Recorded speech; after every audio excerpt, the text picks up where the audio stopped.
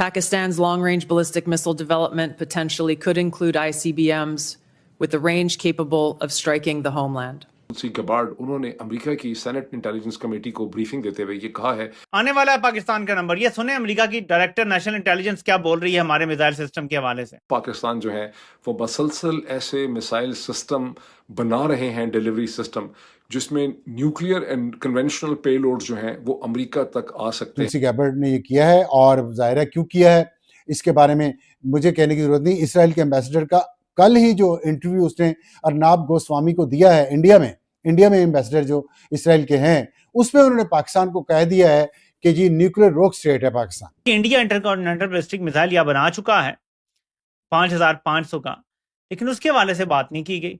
तो ये जो बयान है तुलसी गैबरेट का, ये बड़ा खौफनाक है, क्योंकि इसमें तो वाज़े तौर पर ऐसे लग रहा है कि उन्होंने आगे के जो अपने अहदाफ हैं जिन पर उनकी नज़र है वो भी बयान कर दिए। हमें कहा जा रहा है मेरा फेवरेट फील्ड मार्शल, लेकिन इंडिया का जिक्र नहीं है थ्रेट में पाकिस्तान का जिक्र है। अब ये मुस्तकबिल की पेशबीनी है और उसका नक्शा है। अब ये जो बात है ये बड़ी अनोखी है कि पाकिस्तान का नाम उन्होंने क्यों लिया। तो ये एक बड़ी खौफनाक सूरत हाल बनती दिखाई दे रही है। एक बहुत बड़ा हाथ हो गया इनके साथ, इनके ऊपर एक बहुत बड़ा बम गिरा है पिछले 24 घंटे में मुनाफिकों के सर पे, जिसकी वजह से इनकी चीखें निकल गई हैं और अब ये बड़े सख्त परेशान हैं। इनको समझ नहीं आ रही क्या पोजीशन। ईरान के बाद पाकिस्तान की बारी है, तो इसके ऊपर बहुत से लोग जो हैं बड़ा गुस्सा कर गए थे, लेकिन अब जाहिर है कि इनको टेंशन हो गई, इनको परेशानी हो गई, इनके होश उड़ गए।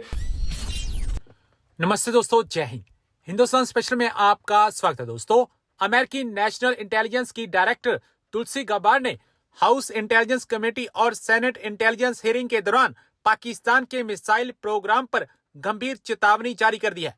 खुफिया कम्युनिटी का आकलन है कि पाकिस्तान ऐसी लंबी दूरी की बैलिस्टिक मिसाइलें डेवलप कर रहा है जिनमें इंटरकॉन्टिनेंटल बैलिस्टिक मिसाइल ICBM शामिल हो सकती है। ये मिसाइलें परमाणु और पारंपरिक हथियारों के साथ सीधे अमेरिका तक पहुंचने में सक्षम है। रिपोर्ट्स के मुताबिक रूस, चीन, नॉर्थ कोरिया, ईरान और पाकिस्तान सभी अपनी मिसाइल प्रणालियों को एडवांस कर रहे हैं।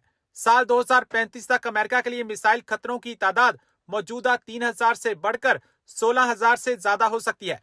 तुलसी गबार्ड ने कहा कि पाकिस्तान का लंबी दूरी की मिसाइलों पर काम करना चिंता का विषय है, क्योंकि इसमें ऐसी ICBM तकनीक शामिल हो सकती है जो अमेरिकी होमलैंड पर हमला करने की रेंज रखती है। अब जैसे ही तुलसी गबार्ड का ये बयान आया, पाकिस्तान में एक तरह से हड़कंप मच गया। इनके ऊपर एक बहुत बड़ा हाथ हो गया इनके साथ, इनके ऊपर एक बहुत बड़ा बम गिरा है पिछले 24 घंटे में मुनाफिकों के सर पे, जिसकी वजह से इनकी चीखें निकल गई हैं और अब ये बड़े सख्त परेशान हैं। इनको समझ नहीं आ रही क्या पोजीशन है, और वो ये है कि CIA के डायरेक्टर जॉन रैटक्लिफ ने और जो डायरेक्टर नेशनल इंटेलिजेंस हैं तुलसी गबार्ड, उन्होंने अमेरिका की सेनेट इंटेलिजेंस कमेटी को ब्रीफिंग देते हुए ये कहा है कि हमारे पास जो एविडेंस है, सवाल जवाब हो रहे थे, उसकी एक वीडियो क्लिप छोटी सी आप देख सकते हैं, इस वक्त ट्विटर पे बहुत चल रही है, उसकी पूरी तफसीलात भी मैं आपसे शेयर करता हूँ।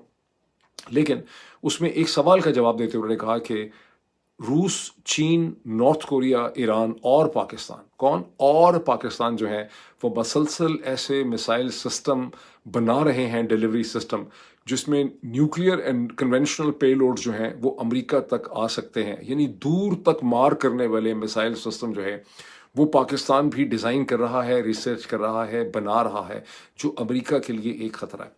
अब चूंकि तुलसी गबार्ड ने ये कहा है सेनेट इंटेलिजेंस कमेटी के सामने, यह मसला यह है कि आप सेनेट इंटेलिजेंस कमेटी के सामने जाके आपको सच बोलना पड़ता है, अदरवाइज आपकी परजरी हो जाती है कि आपने अमेरिका की सेनेट को मिसरीड किया। तो उन्होंने ये कह दिया कि पाकिस्तान भी बना रहा है। अब जाहिर है कि इनको टेंशन हो गई, इनको परेशानी हो गई, इनके होश उड़ गए, और होश उड़ने वालों में एक साहब जो है उनका नाम है आबिद शेर अली। वो किसी तारुफ के मोहताज नहीं, उन्होंने अंग्रेज़ी ज़ुबान के अंदर मेरा ख्याल है ChatGPT की मदद से एक लंबा चौड़ा उन्होंने ट्वीट लिखा है, जिसमें उन्होंने कहा है कि मुसलमानों के लिए ये बहुत ज़्यादा ख़तरा है, मुसलमानों को मुत्तहद होना चाहिए, और अब उनको ईरान का भी ख्याल आ रहा है, अब उनको इत्तेहाद का भी ख्याल आ रहा है। लेकिन ये आग आप लगाने में आप पाकिस्तानी सबसे आगे थे, अपने इक़्तिदार को बचाने के लिए, उसको लेजिटिमेट करने के लिए हर वो जुर्म जो हो सकता था किसी क्राइम बुक के अंदर, वो इस पाकिस्तानी रजीम ने किया। लेकिन अब इनको ये नज़र आ रहा है कि हमारा मामला है वो ये भी है कि जो अमेरिका की इंटेलिजेंस डायरेक्टर हैं तुलसी गैबरेट, उनकी तरफ से एक बड़ा खौफनाक बयान सामने आया। आज उन्होंने सेनेट में ब्रीफिंग देते हुए ये कहा कि रूस, चीन, शिमाली कोरिया, ईरान और पाकिस्तान ये मिसाइल जौहरी रिवायती और दोनों तरह के तैयार कर रहे हैं ये ममालिक, और वो कहते हैं कि ये अपनी रेंज इतनी बढ़ा रहे हैं कि जो अमेरिका तक, हमारी होमलैंड तक जो है वो मार्क कर सकती है। तो उनका ये कहना है, यानी उनके बयान का मकसद ये था कि जनाब ये अपने जौहरी जो असासे हैं और जो अपनी टेक्नोलॉजी है उसको उस रेंज तक ला रहे हैं कि ये ममालिक अगर अमेरिका को हिट करें तो ये उनकी रेंज वहाँ तक पहुँच सकती है, इसलिए हमें उनसे ख़तरा है। तो ये जो बयान है तुलसी गैब्रेड का, ये बड़ा खौफनाक है, क्योंकि इसमें तो वाज़े तौर पर ऐसे लग रहा है कि उन्होंने आगे के जो अपने अहदाफ हैं जिन पर उनकी नज़र है वो भी बयान कर दिए हैं। रूस और चीन का तो सबको ही पता है कि वो समझते हैं कि उनके लिए थ्रेट है, लेकिन साथ में उन्होंने ईरान और पाकिस्तान का भी नाम लिया है।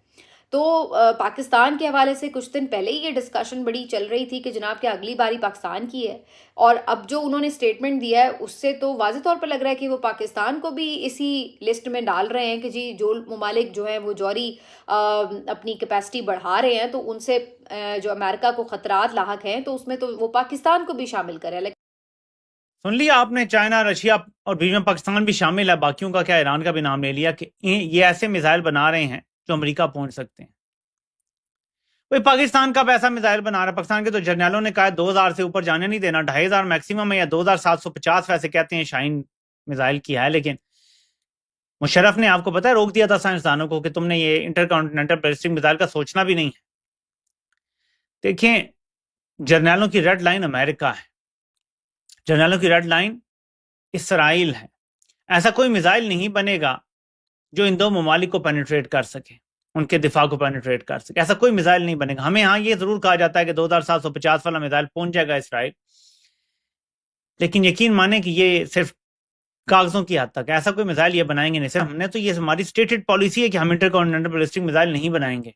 क्यों कह रहा है इंडिया ये बात, सॉरी अमेरिका ये बात क्यों कह रहा है, जबकि इंडिया इंटरकॉन्टिनेंटल बैलिस्टिक मिसाइल या बना चुका है 5500 का, लेकिन उसके हवाले से बात नहीं की गई क्योंकि इंडिया को दोस्त समझते हैं। हमें कहा जा रहा है मेरा फेवरेट फील्ड मार्शल, लेकिन इंडिया का जिक्र नहीं है थ्रेट में पाकिस्तान का जिक्र है। अब ये मुस्तकबिल की पेशबीनी है और उसका नक्शा है।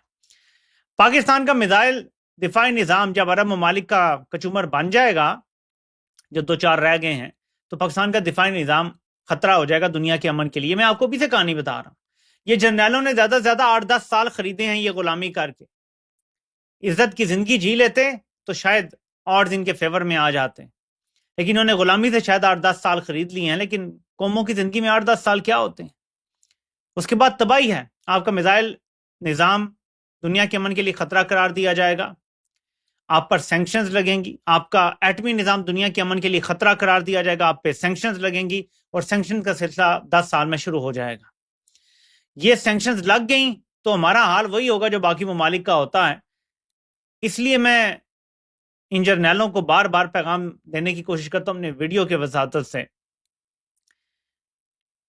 कि देखें, आपने इक़्तिदार इंजॉय किया, 78 साल हो गए, बिला शिरकत गैरे आपने इस मुल्क को कंट्रोल में रखा, आप नाकाम हो गए।